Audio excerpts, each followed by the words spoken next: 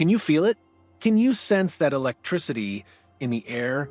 That unmistakable buzz that happens when a franchise-altering move is about to drop? Because right now, as we speak, the Toronto Blue Jays are in the thick of what could be the most critical offseason negotiations in recent franchise history. And the dominoes are starting to fall. Ladies and gentlemen, welcome to the most intense free agency chess match of the 2025 to 2026 offseason, where every move matters, every conversation counts, and the Toronto Blue Jays are playing to win. We're talking about Bichette, Kyle Tucker, Alex Bregman, Cody Bellinger, names that make general managers wake up in cold sweats, names that can transform a good team into a championship contender overnight. And here's the explosive news that just broke. Things are heating up between the Blue Jays and Bichette. Not just casual interest heating up, we're talking serious, legitimate, this could happen any day now, kind of momentum that has insiders buzzing and fans refreshing their Twitter feeds every 30 seconds. According to MLB Live's bombshell report from December 29th, the Bichette market has gotten loud. And when insiders use that word, loud, you better believe something significant is brewing behind closed doors. Multiple conversations, increased urgency, teams positioning themselves for what could be the move that breaks this entire free agency logjam wide open. Here's what makes this absolutely fascinating. The Blue Jays have talked to Bichette's camp more at the end of last week than they did in the 3 weeks prior. Think about that for a second. 3 weeks of relative silence, then suddenly a flurry of communication. That's not coincidence, that's momentum. That's negotiations reaching a critical stage. That's two sides getting serious about making something happen.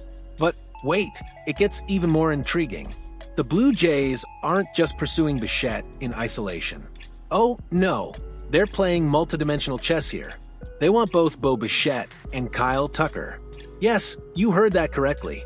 Toronto's front office is swinging for the fences, trying to land two of the most impactful offensive players available this offseason simultaneously. Can you imagine that lineup? Vladimir Guerrero Jr. in the heart of the order, Bichette providing that elite shortstop production, Kyle Tucker adding that left-handed power and on-base skills. That's not just an upgrade, that's a transformation. That's the kind of offensive firepower that makes opposing pitchers request trade demands just to avoid facing that gauntlet 19 times a season. And here's where the strategy gets absolutely brilliant. According to the same report, the Blue Jays have really turned their urgency into Bo, not away from Tucker. Translation, they're prioritizing Bichette right now while keeping Tucker warm on the back burner. That's smart negotiating. That's understanding market dynamics. That's recognizing that if you can secure Bichette first, you create momentum, you send a message to other free agents that Toronto is serious, and you potentially make yourself more attractive to Tucker by showing you're building something special. The source revealed something else crucial. The Jays have a better understanding of where they will need to be and what it would look like for Tucker and Bo. That's code for we've done our homework, we know the numbers, we know what it takes, and we're ready to pull the trigger. This isn't exploratory conversation anymore. This isn't, let's see what's out there window shopping. This is legitimate negotiation at the highest level, with real numbers being discussed, real contract structures being proposed, real timelines being established. But let's zoom out for a moment and appreciate the magnitude of what's happening here. Bichette isn't just another free agent. He's a cornerstone player, a face of the franchise talent, someone who has been absolutely elite when healthy.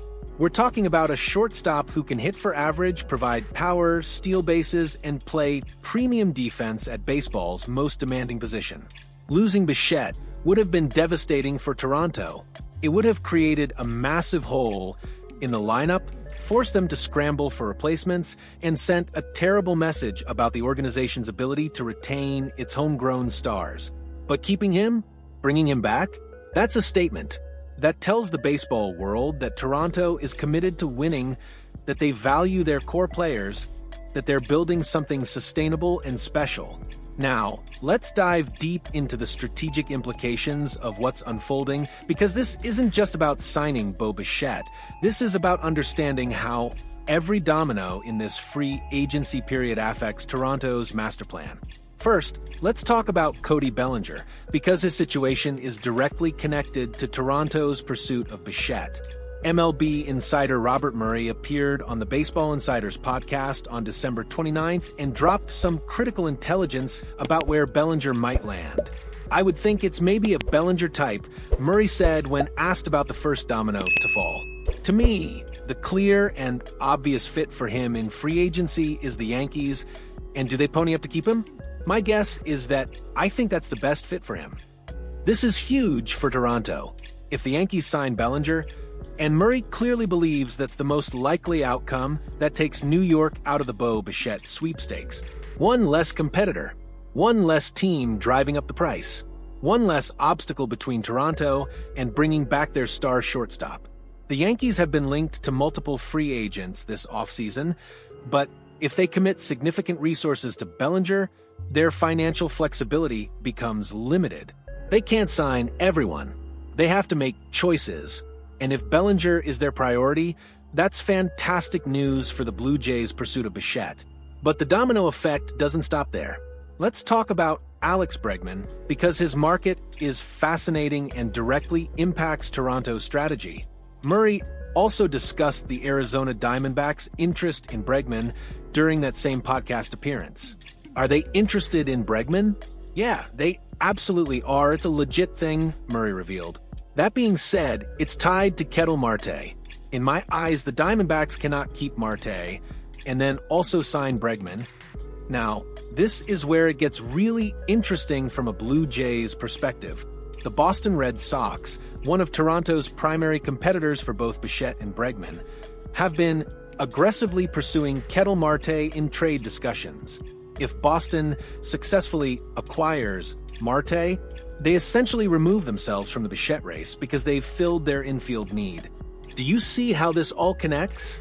Every move creates ripple effects throughout the market. The Yankees signing Bellinger helps Toronto. The Red Sox trading for Marte helps Toronto. The Diamondbacks choosing between Marte and Bregman affects multiple team strategies. This is three-dimensional chess being played at the highest level, and the Blue Jays are positioning themselves perfectly to capitalize on how these dominoes fall. And here's the brilliant part of Toronto's strategy. According to MLB Live's report, if you're Bregman, it might be beneficial for Bo to sign first. Think about what that means. If Bichette signs with Toronto, it potentially accelerates Bregman's market because teams that miss out on Bo will pivot immediately to Alex. That creates urgency. That drives up Bregman's price. And if Toronto can secure Bichette at a reasonable number before Bregman's market explodes, they've executed a masterclass in negotiation timing. Now, let's address the Kyle Tucker component of this equation, because landing both Bichette and Tucker would be absolutely legendary. Tucker is coming off another elite season, providing that rare combination of power, on-base skills, and defensive excellence. He's exactly the type of player who elevates a good lineup into a great one. The challenge, of course, is financial. Can Toronto afford both players while maintaining roster flexibility for future needs? The answer depends on contract structure, deferred money, and creative accounting. But here's what we know. The Blue Jays ownership has shown willingness to spend when the opportunity presents itself. They've made significant additions already this offseason with Dylan Cease, Tyler Rogers, and Cody Ponce. They're not operating in rebuild mode. They're in win-now mode. And when you're in win-now mode, you don't hesitate. You don't play it safe. You attack the market, you identify your targets, and you do whatever it takes to secure them. That's exactly what Toronto is doing right now. Let's also discuss Yoan Moncada briefly, because he's been linked to Toronto in recent rumors. MLB insider Keegan Matheson gave his assessment on the December 29th episode of Toronto Sports Rush, and his take was fascinating. He just hasn't been at his best since his mid-20s, Matheson observed. Moncada is jacked. This is an all-powerful, massive athlete. I don't know where that fits on the Blue Jays. I feel this is something that belongs more down the line, where if you are the Blue Jays and you're looking for that one extra bat just to cram in somewhere, this is smart analysis. Moncada represents a low-risk, high-upside play, but he's not the primary target. He's the nice-to-have addition after you've secured your core pieces. If Toronto lands Bichette and Tucker, then you can explore whether Moncada makes sense as additional depth. But you don't prioritize him over franchise-altering talents. The Blue Jays' strategy is becoming crystal clear. Secure Bichette first, maintain aggressive pursuit of Tucker, and then fill in the remaining roster holes with complementary pieces. That's smart team building. That's understanding your priorities and executing accordingly. So, where does all of this leave us? What are the broader implications of these negotiations for the Toronto Blue Jays' 2026 season and their championship aspirations? Let's start with the best-case scenario. Toronto successfully re-signs Bo Bichette and lands Kyle Tucker. If that happens, we're looking at one of the most dangerous lineups in Major League Baseball. Combine that offensive firepower with their improved pitching staff featuring Dylan Cease, Shane Bieber, and Cody Ponce, and you've got a legitimate World Series contender. Think about what that roster looks like on paper. George Springer providing veteran leadership and on-base skills at the top of the order. Bo Bichette hitting second with that elite bat-to-ball ability. Vladimir Guerrero Jr. in the free hole, providing middle-of-the-order thunder. Kyle Tucker hitting cleanup with that perfect blend of power and patience. That's 4 potential all-stars in your top 4 spots. That's the kind of lineup that scores runs in bunches, that wears down opposing pitching staffs, that makes late-inning comebacks feel inevitable. And defensively, Bichette at shortstop, Tucker in the outfield. You're not sacrificing anything on the defensive side to get that offensive production. This isn't a DH-heavy lineup full of defensive liabilities. These are complete players who contribute on both sides of the ball. But let's also consider the realistic scenario where Toronto lands Bichette, but misses on Tucker. Is that still a successful offseason? Absolutely. Retaining your franchise shortstop, adding elite pitching, and maintaining roster flexibility for midseason additions. That's still a winning formula.